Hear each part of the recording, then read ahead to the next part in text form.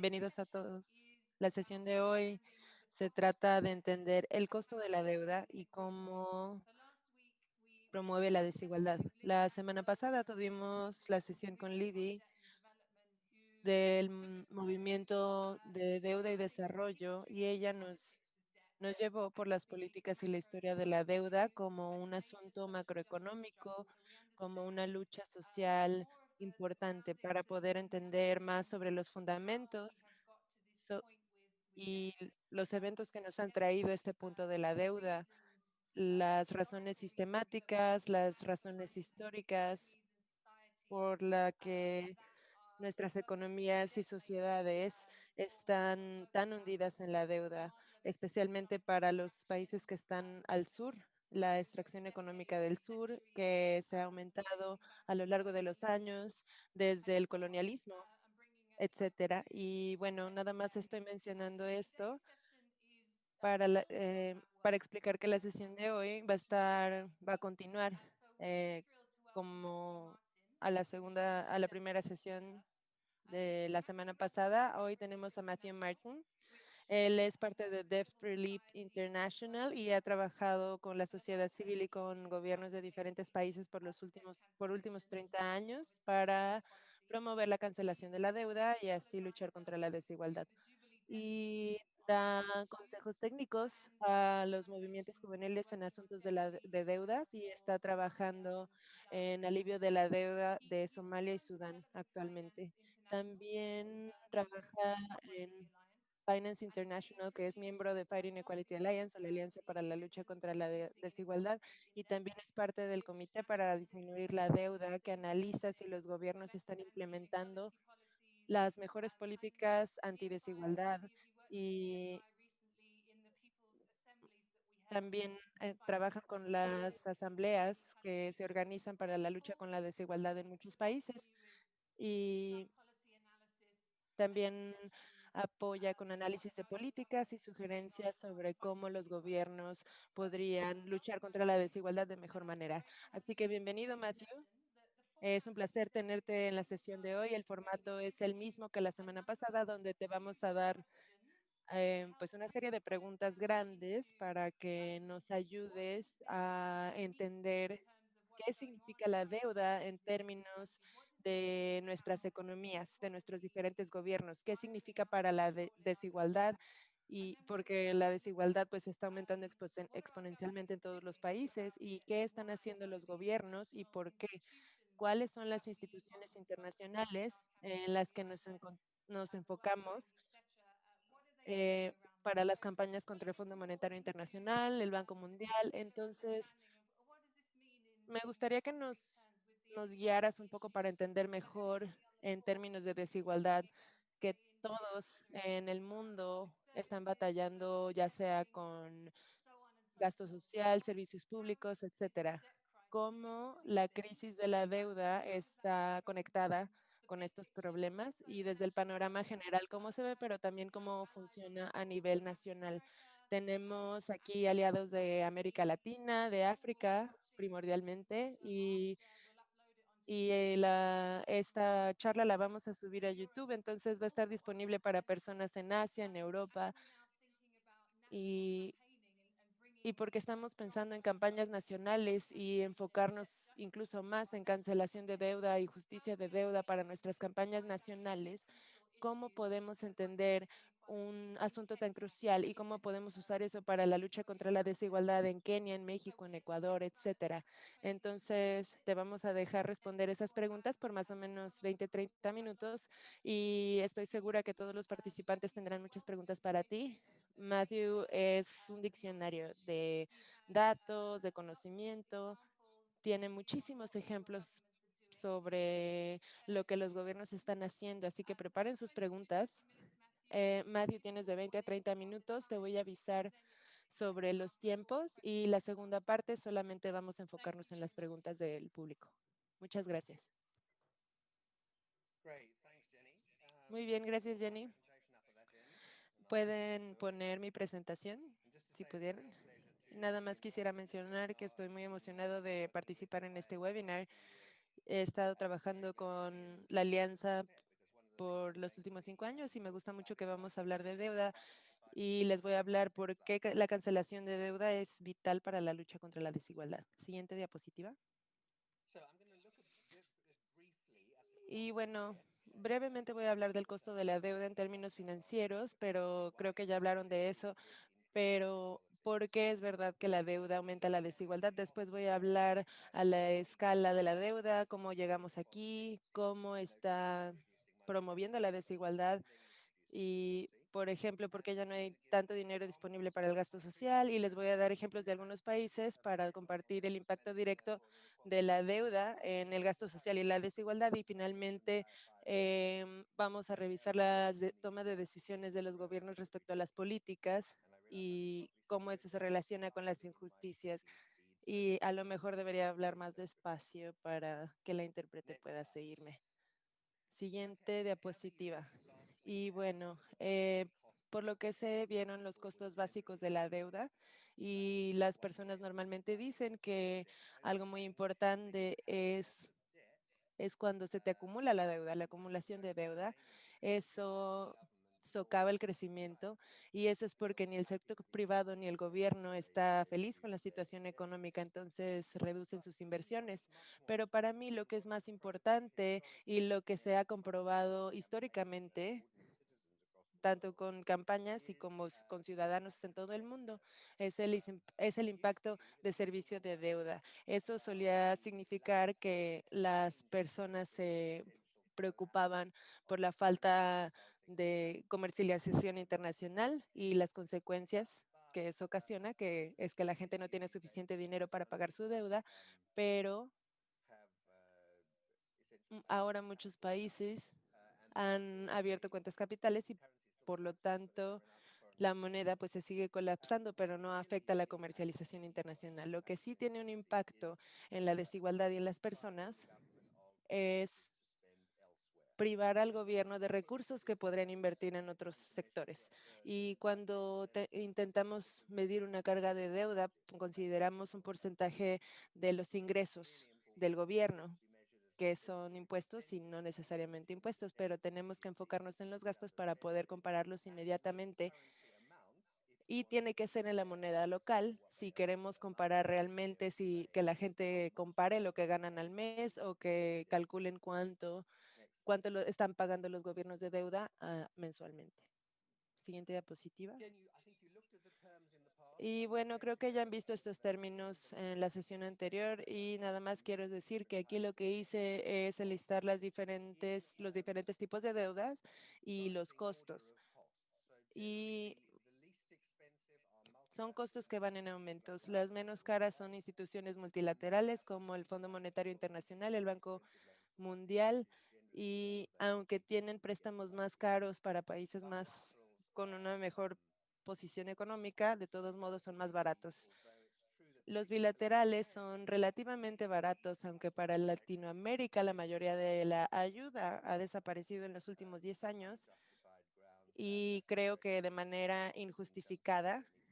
Entonces, el argumento es que América Latina ahora es una región de ingreso medio, entonces no necesita ayuda. Entonces, Latinoamérica se queda con la deuda un poco más cara, que es la bilateral.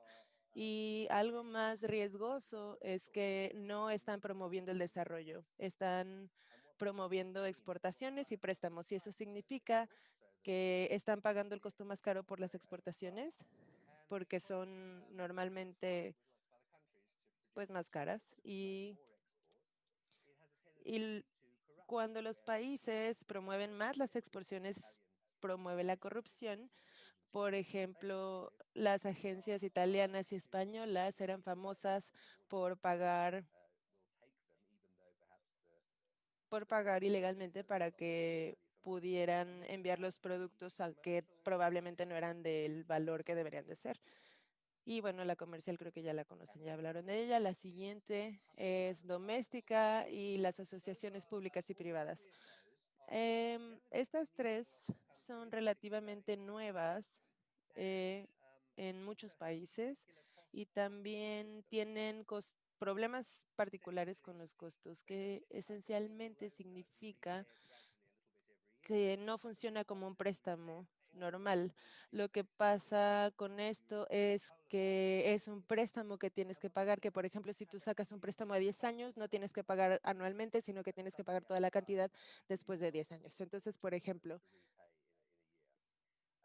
por los intereses puede pasar que tu deuda se vuelva impagable y hace 20 años, les voy a dar un ejemplo, no, más bien hace 10 años, trabajamos con el gobierno de Uganda y cuando vieron este agujero que se les hacía en el presupuesto por adquirir este tipo de préstamo, pues se dieron cuenta que no era algo viable, era una cantidad ridícula de pagar. Y la deuda doméstica también es muy importante de considerar porque los intereses son normalmente muy altos a menos que tengan la fortuna de vivir en un país que no sea así. Y las inversiones domésticas necesitan un costo mucho más alto por la tasa de inflación y a veces se necesitan pagar muy rápidamente, casi siempre cada mes. Eso significa que el gobierno está en constante presión de pagar y entonces sacan otros préstamos para pagar la deuda que ya existe, que es un ciclo, por ejemplo, en el que está Kenia. Y después las asociaciones privadas y públicas que a veces la gente no considera como deuda, porque estaba en en vuelo a Kenia y leí en las noticias que Kenia iba a alejarse de las deudas y que se iba a aproximar más a los PPPs, estas asociaciones públicas y privadas, pero esto nada más hace las cosas peores porque cuesta más que una deuda ordinaria, aunque no suene así al principio. Lo que pasa es que fondos privados financian un proyecto y el gobierno después tiene que pagar ya sea de los impuestos o de las ganancias que adquiere ese proyecto, y esos son mucho más caros porque la gente que invierte en este tipo de inversiones son inversionistas que tienen un retorno de inversión ya bastante alto. Entonces, estos son probablemente las deudas más caras que pueden adquirir. Y la siguiente diapositiva, por favor. Esencialmente, esas son las causas financieras y cómo impactan. Y quería mencionarlas porque están conectadas con lo que voy a hablar ahora, que es porque la deuda empeora la desigualdad. Y bueno, siempre vale la pena decir cómo se conectan porque no siempre la gente lo hace la conexión por sí misma. La deuda externa normalmente sucede de países más pobres y tienen una deuda con instituciones financieras internacionales o con países más ricos. Eso es exacerbante porque el hecho de que tengas que pagar con intereses tan altos, eso está acelerando la desigualdad entre países, pero más importantemente estamos hablando con la deuda doméstica, la gente que tiene poder adquisitivo son las personas que son del círculo social más alto que tienen ahorros.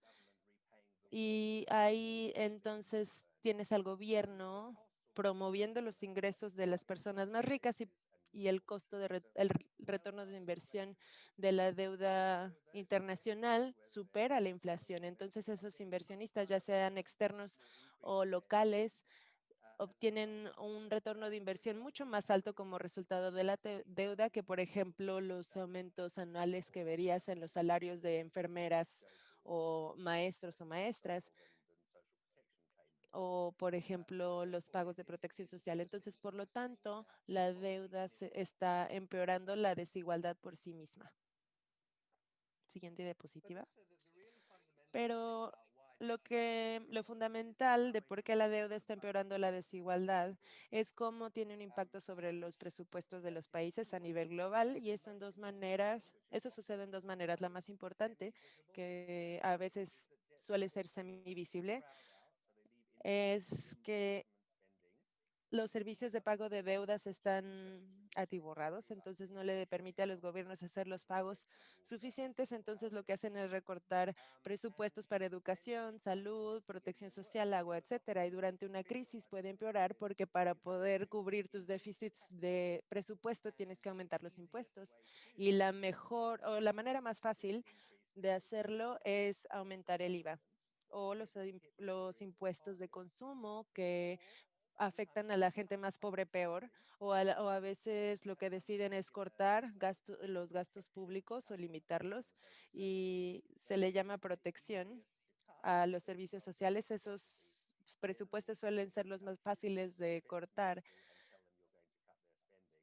porque cuando llega la austeridad, suelen dirigirse al gasto social como la primera opción para recortar presupuestos. Estaba ayudando a el gobierno de Sudán cuando el norte de Sudán detuvo las exportaciones de petróleo y todos los generales llegaron con camiones llenos de soldados con el secretario de Finanzas para asegurarse de que les iban a pagar y que todas sus salarios y los presupuestos para adquirir armas y equipo les iba a llegar. Entonces, por supuesto, mis colegas se estaban escondiendo bajo la mesa porque entonces tal vez les iban a disparar.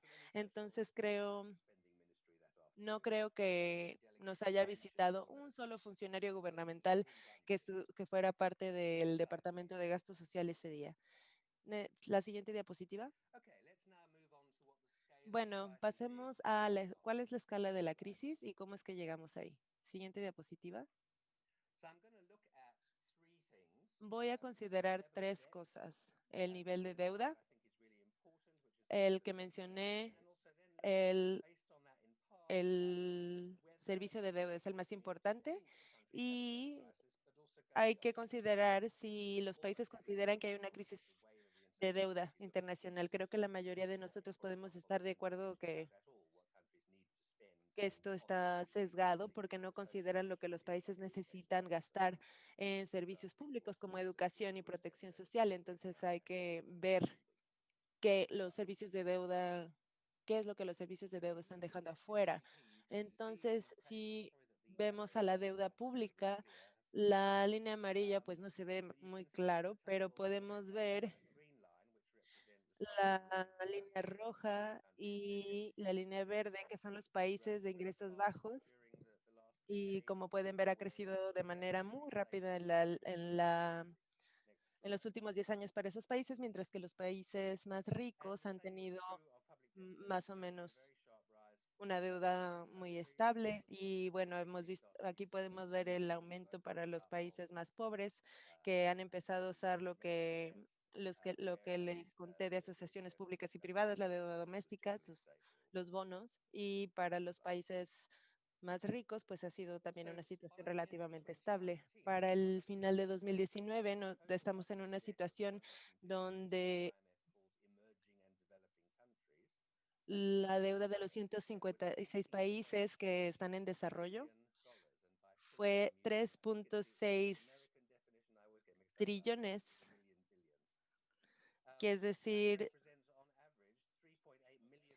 3.8 mil millones de dólares por cada ciudadano de este país, de estos países, perdón, de estos 156 países, que es un dato muy impactante. Muchos ignoramos que esto es a lo que suma la deuda nacional.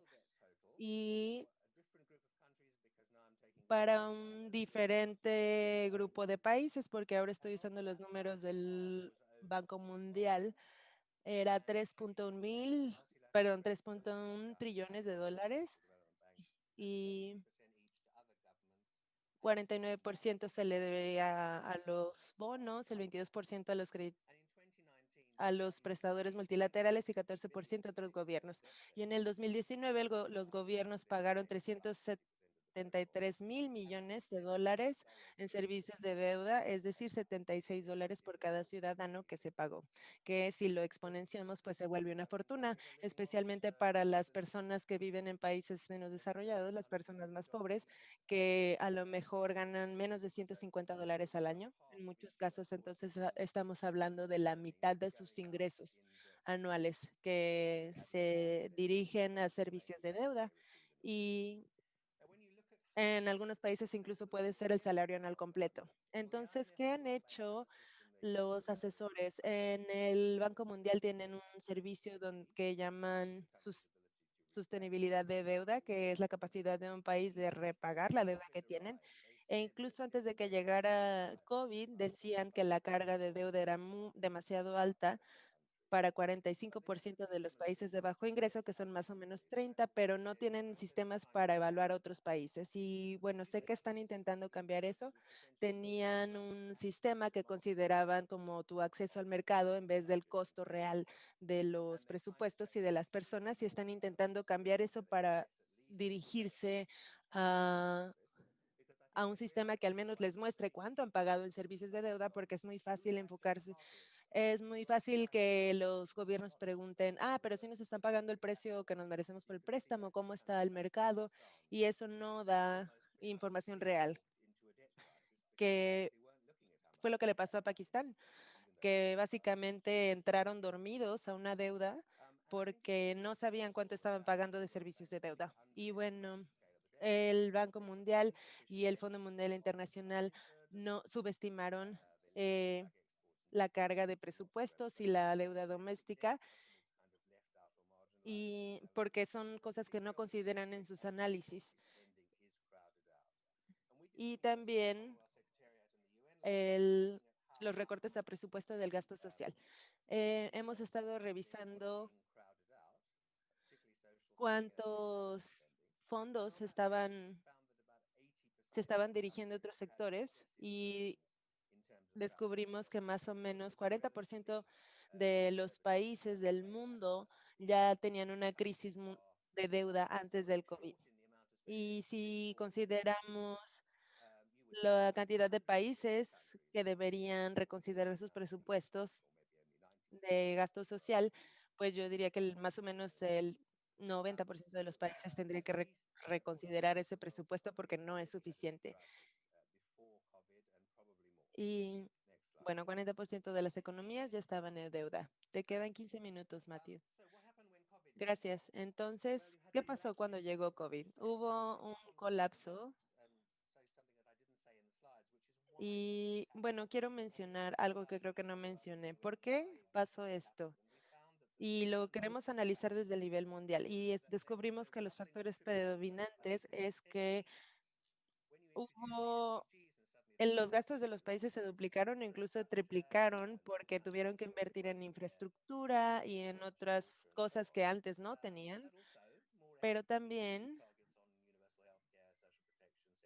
porque estas afectaciones a los sectores de salud, a los sectores de educación, los gobiernos tuvieron que gastar más. Cuando se dieron cuenta los gobiernos que no podían aumentar los impuestos, que la desigualdad de impuestos es una de las razones principales por las que los gobiernos están endeudados, descubrieron que la ayuda había desaparecido y que estos nuevos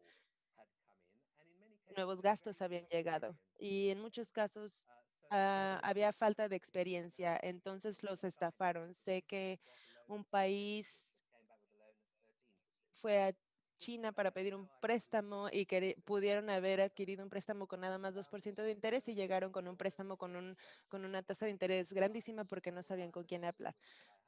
Y bueno, esto creo que se aplica también a las islas que fueron devastadas, que han sido o países latinoamericanos que han sido devastados por desastres naturales también han pasado por una situación similar, y también malas decisiones respecto a los proyectos y relacionado con eso la corrupción en los países, especialmente cuando diseñas proyectos de infraestructuras muy grandes, también sucede en nuestro país. Eh, en Gran Bretaña, que después publican reportes horribles sobre cómo o qué mal planeado están ciertos planes de infraestructura, pero también en América Latina hay que considerar la corrupción, que no es poca cosa, porque pues hay miles de millones de dólares que nada más se roban. Y además hay una tradición de no explicarle realmente a las personas en qué se gasta el dinero, pero no quiero quedarme a resaltar mucho este punto porque creo que es el menos importante respecto a las tendencias de los costos financieros, pero es muy importante en algunos países. Y bueno, de regreso a a la diapositiva, ¿qué pasó con COVID? Pues hubo un colapso en el PIB, en los ingresos, hubo una necesidad de aumentar las protecciones sociales y el sector de salud, y tuvo que haber gastos por el COVID que muchas veces son financiados por más préstamos, y y desaparecieron algunos prestamistas. Y eso lo que significa que cuando desaparecen los prestamistas, entonces ya no tienes la posibilidad de pedir dinero más dinero prestado para poder pagar tu deuda. Entonces hubo muchos países que se preocuparon porque no iban a tener dinero para pagar sus deudas y entonces iban a tener que empezar a recortar presupuestos. Siguiente diapositiva. Y bueno, aquí nada más algunos números. La deuda ha aumentado de 52 a 61% en el PIB y va a empezar, si seguimos esa tendencia, aumentará el 70% para el 2025. El servicio de deuda ha aumentado del 25 al 32% del presupuesto de ingresos en promedio y el número de países en crisis de deuda, según el Fondo Monetario Internacional y el Banco Mundial, dicen que es más o menos más del 50% de las economías mundiales. Yo diría que es más, si consideramos el nivel de gente que no tiene acceso a servicios sociales. Hay que ver los ejemplos de los países ahora y solo les voy a mostrar tres. Kenia, Nepal y Guatemala. Nepal. Y bueno, en América Latina creo que ustedes pueden investigar en línea los gastos gubernamentales dependiendo del país que quieran investigar. Y ahí pueden ver los servicios de deuda y bueno, en realidad cualquier gasto que quieran. Ahí viene la agricultura, gastos de la milicia y también estoy usando datos del índice del compromiso para reducir la desigualdad. Y aquí está disponible en el segundo link que pueden ver en la pantalla todos los números que ya le enviamos a la Alianza para la Lucha contra la Desigualdad. Les mandamos información de 71 países, pero yo estoy muy feliz de trabajar con más países para expandir el número de números que podemos analizar, porque, por ejemplo, todavía no tenemos detalles suficientes de México o de Sudáfrica. Entonces, si ven esta gráfica, estos son mis tres ejemplos de países y podemos ver que la columna gris de la derecha, que en Kenia es el servicio de deuda, es más alta que los ingresos recolectados de los otros tres sectores. Y bueno, voy a pasar a la siguiente diapositiva.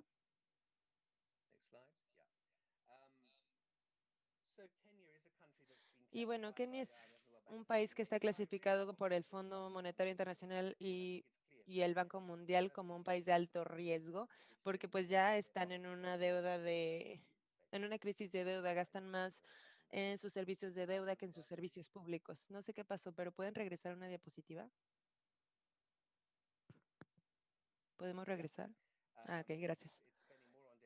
Y está gastando más en servicios de deuda que en los tres sectores sociales combinados. Y perdón, esa fue muy atrás. ¿Pueden poner la siguiente diapositiva? Una más. Ahí. Ujú.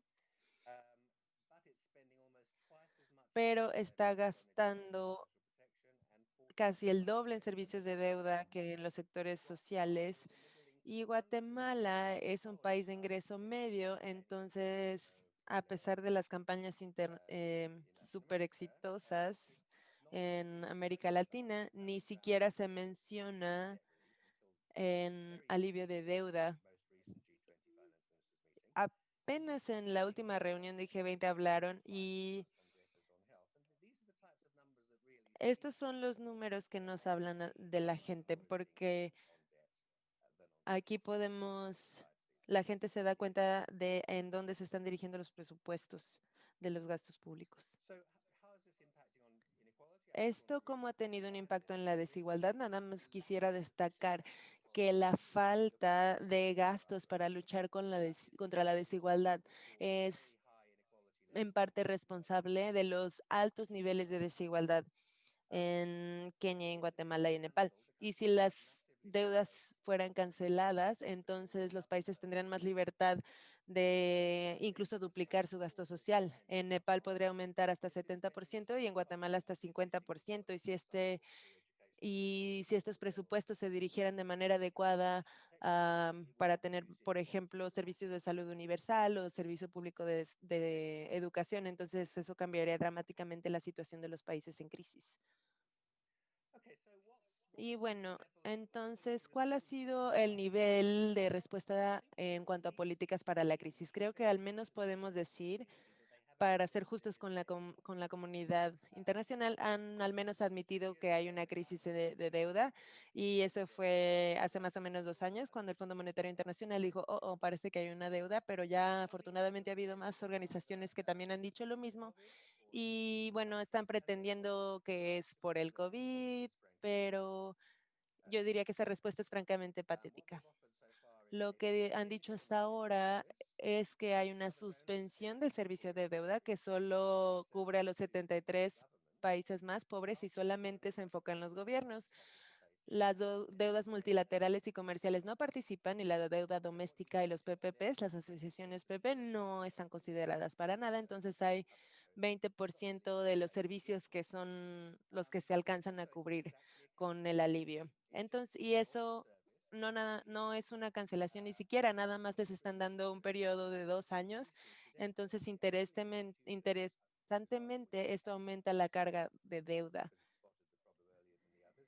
Y los únicos que han identificado el problema es el Fondo Monetario Internacional. Y bueno, podemos discutir lo de alivio de deuda en las preguntas, pero actualmente solamente cubren 73, los 73 países más pobres y es una suspensión y eso definitivamente no es suficiente. Siguiente diapositiva. Entonces, ¿qué están haciendo nuestros gobiernos? Escogí estos 3 países porque tipifican los 3 grupos de países en que yo clasificaría los países. En la mayoría de los casos, los gobiernos necesitan seguir intentando pagar la deuda a pesar de la carga de presupuesto local porque han decidido, bueno, podemos hablar de de las ventajas y desventajas de las decisiones que han tomado después. Pero en el caso de Kenia, esto lo han llevado a un nivel extremo porque no ven mucho beneficio de de la iniciativa de suspensión de gastos en servicios de deuda, ok, eso lo entiendo, pero no quieren perder acceso a nuevos préstamos, que para mí es, no es posible. Nadie les va a prestar, nadie va a aceptar un préstamo de ese tipo porque los intereses son ridículamente altos. Y aunque se les ha ofrecido alivio de deuda, hay países que se han negado. Y en Guatemala lo que sucede es que no tienen opción porque nadie les ofrece alivio de deuda. Entonces van a tener que lidiar caso por caso y van a tener que estar contactando a diferentes prestamistas para negociar un alivio de deuda, que no es una muy buena posición en donde estar. Y Nepal, pues, ha recibido apoyo de la comunidad internacional, pero después de que pero una vez que hicieron el cálculo de la deuda total que debían, descubrieron que con el apoyo nada más estaban cubriendo 1.5 de esa deuda. Entonces, lo que esperamos es que estos alivios de deuda se negocien de mejor manera y que en realidad puedan hacer un cambio o tener un impacto. Y bueno, diapositiva final. ¿Quién está pagando el costo de la deuda? Para mí siempre son los ciudadanos. Ellos están siendo robados de su presupuesto que debería ser invertido en el gasto público y se está dirigiendo a los servicios de la deuda. Y también hay un riesgo muy grande que hemos destacado en nuestro reporte de la CRI de este año, que esto va a empeorar durante el COVID y después, porque los gastos tuvieron que ser recortados, los impuestos están aumentando y hay déficits en los presupuestos para pagar la deuda, que eso pues siempre es necesario para poder reducir la desigualdad. Y la cancelación de deuda holística necesita suceder ya por todos los prestamistas con menos condiciones políticas y para más países. Es decir, la gente tiene que aceptar quién está pagando el costo de la deuda y tenemos que pensar en soluciones de para cómo quitar esa carga de deuda en los ciudadanos y cómo podemos redirigir ese dinero para disminuir la desigualdad. Gracias, Matthew. Te quedan 2 minutos extras para las sesiones. Tú y Libby nos han dado muchísima información y tenemos muchos más detalles sobre cómo son los costos de diferentes deudas para nuestros países y cómo eso funciona a nivel nacional, así como en el contexto de la crisis económica más reciente y la pandemia de COVID. Es, creo, una excelente manera de empezar. Ya tenemos un montón de preguntas, así que voy a entrar directo a ellas. Entonces, a los que nos están escuchando, vamos a tener más tiempo, entonces siéntanse libres de hacer más preguntas. Pueden hacer preguntas específicas de su país, no tienen que apegarse únicamente a la información de la presentación. La primera pregunta, Matthew, se trata más o menos de la estrategia, supongo, estrategia de campañas, que es en países como Kenia, donde la educación pública ha sido ignorada, digamos, y los padres, inclusive, incluso los maestros también están intentando hacer todo lo posible por mandar a sus hijos a una institución privada de educación. Entonces, ¿cómo podemos demandar una colocación de presupuesto o que el presupuesto se dirija más hacia los servicios públicos? Porque ahora parece que es imposible. ¿Tienes algo para darnos una perspectiva diferente al respecto? Bueno, creo que se puede decir mucho respecto a la calidad de los gastos y bueno, en Kenia siempre existe el caso de que aunque reciban apoyo financiero, el dinero desaparece antes de que pueda llegar a las escuelas o a los niños. Entonces,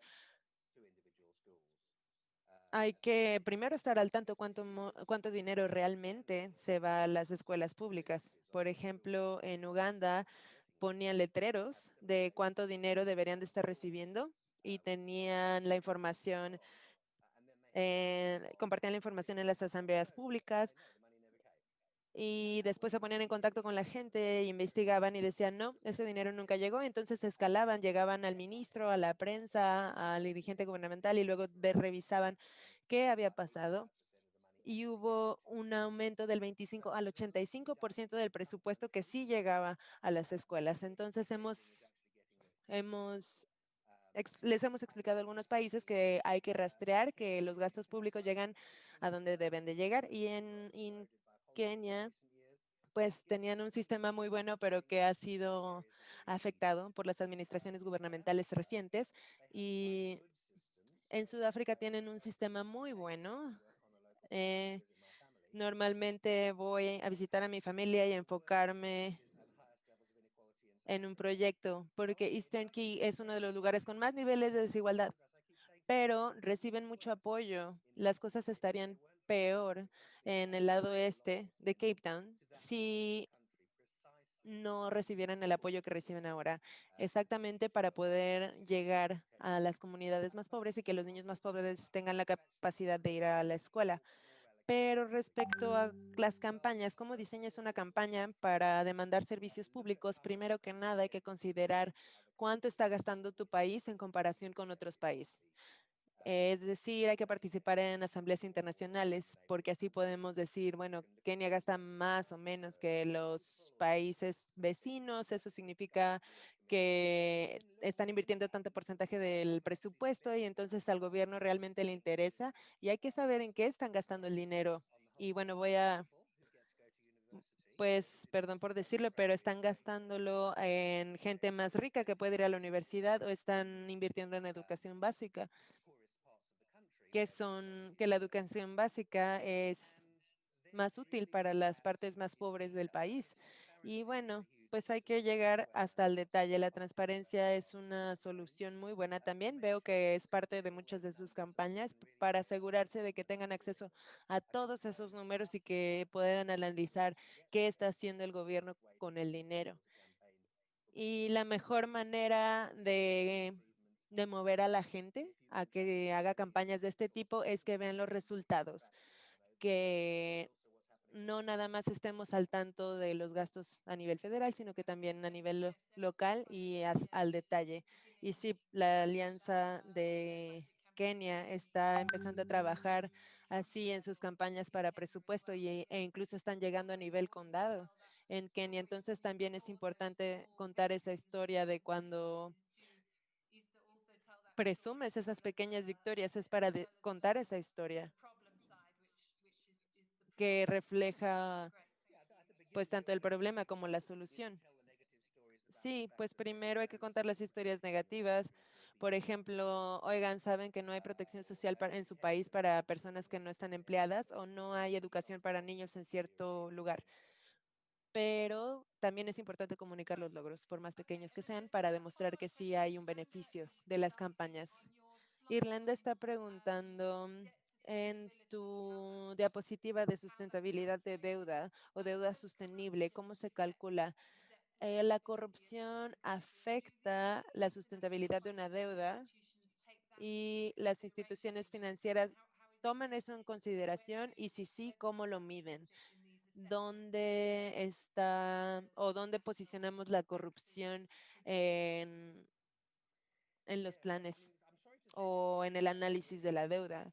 Y bueno, no, la verdad es que no lo considera. Lo que hacen es hacer una evaluación de la capacidad de absorción de deuda de los países, que es lo que, así como lo llaman, que es una combinación si los proyectos están bien diseñados, si están bien implementados, si realmente responden a las prioridades en el Plan Nacional de Desarrollo.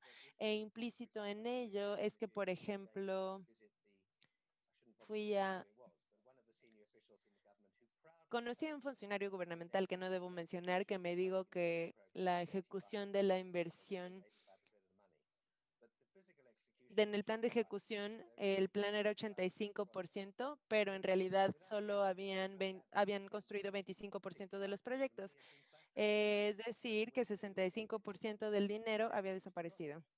¿A dónde fue? No sabemos, pero nunca llegó a los proyectos. Entonces, implícito en estas evaluaciones sobre el gasto público está la corrupción, pero no hay un indicador específico y todos estamos diciendo que debería de haber uno. Por otro lado, y sé que este es un problema masivo en muchos países, no quiero exagerarlo. Quiero que sepan que hay corrupción en todos los países. En nuestro país, en la Gran Bretaña, los mismos sectores. Las compañías farmacéuticas, las corporaciones gigantes están pagando muchísimo dinero a la gente que está encargada de la toma de decisiones y luego, pues estos funcionarios de gobierno que aceptan estas cantidades de dinero, después hasta terminan siendo parte de la junta directiva de estas empresas, ¿no? Entonces eso sucede en todas partes. Pero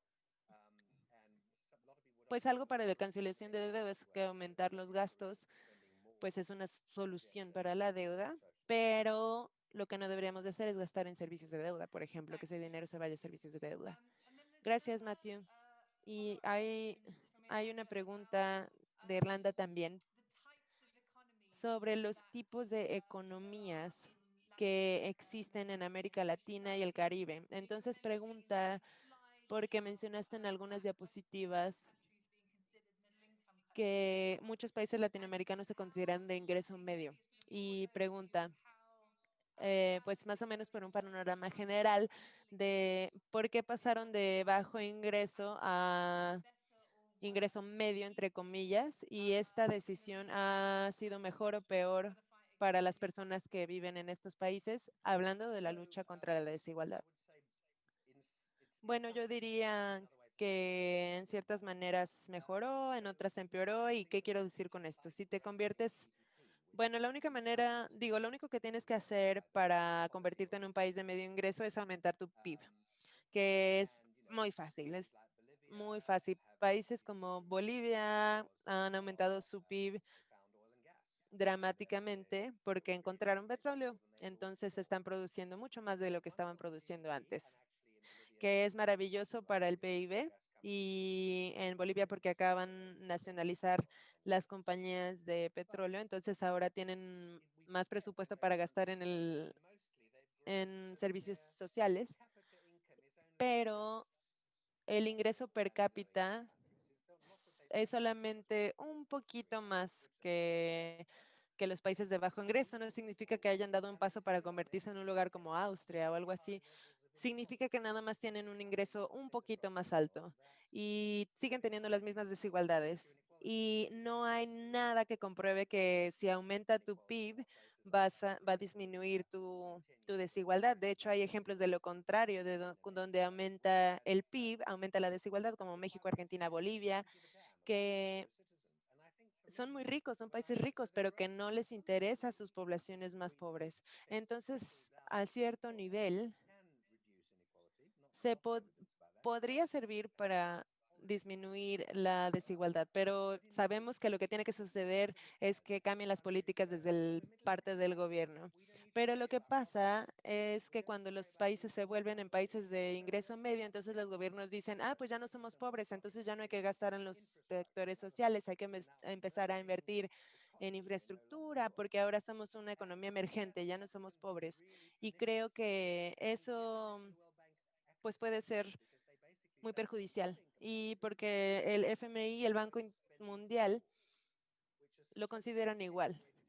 Y hay algo que se llama errores, errores en el sistema social, que eso nada más aplica a los países que son más ricos, pero eso no llega a los países de ingreso medio, entonces hay una reducción en, en la inversión social. Y eso es muy tonto, porque la evidencia económica nos muestra que invertir en el gasto social y en el capital humano acelera el crecimiento mucho más que invertir en infraestructura. Pero todos los políticos quieren dejar un legado de un aeropuerto o una presa y ponerle su plaquita con su nombre a algo. Entonces, creo que ha sido perjudicial y por eso muchas personas han empezado a decir, pues hay que diseñar el alivio de deuda donde todavía existe un alto nivel de pobreza para que realmente podamos hacer algo al respecto. Gracias. Y tenemos una pregunta de Erastus en Kenia que pregunta, ¿tenemos instituciones que controlen los préstamos, por ejemplo, como en Kenia, y hay límites de cuánto puede pedir prestado un gobierno si están buscando algún bono o algún préstamo que existe allá? Bueno, la respuesta es sí. Y les voy a explicar un poco en un momento, pero no quiero hacerles pensar que eso es una solución, porque la solución es que la gente demande rendición de cuentas de sus gobiernos. La respuesta no son las instituciones o límites de presupuestos. Y bueno, hace unos años estaba sugiriendo que las leyes y las instituciones semiprivadas podían resolver todos los problemas de desarrollo. Yo estoy completamente en desacuerdo con eso porque se trata de lo que la gente quiere que su gobierno haga.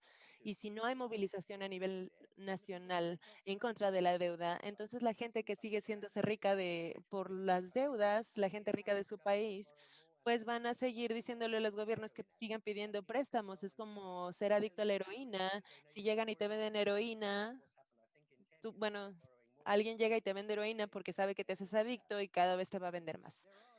Y hay instituciones que se supone que están lidiando con eso. Entonces hay parlamentos en muchos países donde se supone que tienen que decidir si aprueban un préstamo o no. Ellos tienen que decidir si el préstamo es demasiado o no. La gente que está a cargo de las finanzas nacionales, la Secretaría de Finanzas, ellos tienen que destacar si algo no se está gastando de la manera correcta, pero de cierta manera son parte del sistema también y no están haciendo su trabajo. O si sí lo intentan hacer, como pasó en Mozambique, pues entonces el gobierno mejor ya no les dice cuando piden préstamos, mejor lo piden sin avisarles.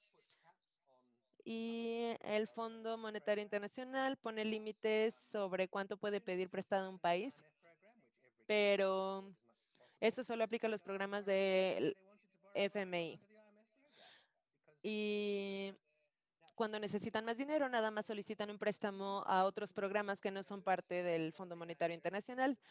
Y hay muchos países que sí tienen sus leyes que dicen, no tienes permiso de pedir prestado más de esto, pero nadie le pone atención. Cuando llega un político y dice, tenemos que pedir prestado más, lo aprueban. Creo que los únicos países donde he visto que las leyes han funcionado efectivamente es cuando la mayoría de Congreso es de un partido diferente que el, por ejemplo, secretario de Finanzas, porque Normalmente los partidos funcionan en oposiciones opuestas porque están pensando en la siguiente elección y esto lo acabamos de ver recientemente en Bolivia, donde el Partido Socialista tiene la mayoría en el Congreso, pero el presidente es de derecha y el Congreso básicamente, bueno, el presidente anterior que era de derecha, básicamente no le permitieron ningún préstamo solamente porque era del partido opuesto. Y no diría que pongan sus esperanzas ahí. Donde está la esperanza es movilizarse como sociedad y demandarle a los gobiernos que hagan su trabajo. Gracias, Matthew. Definitivamente se trata de el poder de la gente y su capacidad de organización. Y bueno, hay un comentario final que considera las cosas desde una perspectiva de comunidad. Y bueno, nada más voy a leerlo para ver si nos puedes dejar con una reflexión. Y bueno, Faiza es de Cape Town y describe cómo en su comunidad están luchando contra la privatización del agua, que hace a través de esquemas. Y bueno, voy a explicar un poco porque no sé si están familiarizados con Sudáfrica, pues hay compañías que, que son las que deberían de estar a cargo de suplementar servicios de agua y lo que hacen es proveer nada más 350 litros de agua por día a ciertas viviendas en específico. Entonces, la experiencia de las personas es que cuando tratan con estas compañías, pues las promesas son muy buenas y que les van a perdonar la deuda, pero la gente tiene que seguir pagando a pesar de que su sistema de servicio de agua no funcione. Cuando pagan por la electricidad, a veces incluso se les cobra por el agua también, porque está esta presión de que tienen que estar pagando por su deuda, por servicios de agua que ni siquiera reciben. Y bueno, son diferentes factores los que nos traen a esta situación, pero en términos de hacer campañas contra la deuda, creo que es importante cuando nos organizamos desde la raíz, es conectar las experiencias de la gente respecto a servicios públicos como el agua y relacionar eso con lo que hablamos en esta sesión. Entonces, no sé, Matthew, si nos puedas dar un panorama general sobre cómo esta situación de deuda se conecta con esta situación prácticamente de vida o muerte que nos está describiendo Faisal. Creo que hay que empezar de lo esencial, de un servicio público. Y como la gente dice, pues hay derechos humanos básicos, como la gente dice, porque se supone que tenemos acceso a electricidad, agua, si vives en un país más frío, pues acceso a calefacción, acceso a cosas como educación, salud, protección social, para que no caigas directo a la pobreza, que puedas tener acceso a comida, etcétera. Pero no, esa no es la perspectiva de todo el mundo. Si le preguntas a la gente del FMI y en el Banco Internacional, no creen que la protección social sea importante, excepto para un número muy pequeño de personas que lo reciben, que tienen como una red. Entonces, yo he estado activamente aconsejándole a los gobiernos que porque están nada más apoyando que la gente rica tenga más acceso a más servicios porque está muy poco enfocado. Y también dicen que el gobierno no puede permitirse la falta de agua o servicios públicos en donde ellos trabajan. Entonces ahí eso lo usan como argumento para la privatización, etcétera. Y toda la evidencia nos demuestra que el sector privado no es más efectivo que el sector público al nivel que hay una fragmentación de instituciones y por lo tanto son menos eficientes, hay menos rendición de cuentas y básicamente debería ser fácil tener acceso a eso para que te puedas quejar. Y normalmente es cuando este tipo de decisiones se toman con empresas del sector privado, no te enteras de lo que sucede. En Ruanda, después, 3 años después de que el agua estaba privatizado, la compañía ya no quería reportarle al gobierno cuando estaban obteniendo de ingresos por los servicios de agua que proveían y no había nada que los gobiernos pudieran hacer. Y como resultado de eso, la gente que tiene que pagar a pesar de no recibir el servicio o que tiene que pagar por un servicio muy limitado, pues la carga de deuda nos ha llevado a estas situaciones en muchos países. En Sudáfrica no creo que hayan empezado, bueno, a lo mejor sí tenían una idea ideológica de que podían mejorar las cosas, pero muchos de ellos nada más decidieron privatizar servicios públicos porque dijeron no nos alcanza para pagar eso nosotros mismos, entonces tenemos que empezar a privatizarlos. Y creo que es algo muy malo y que lo que está pasando en la mayoría de los países es que esas tendencias se revirtieron.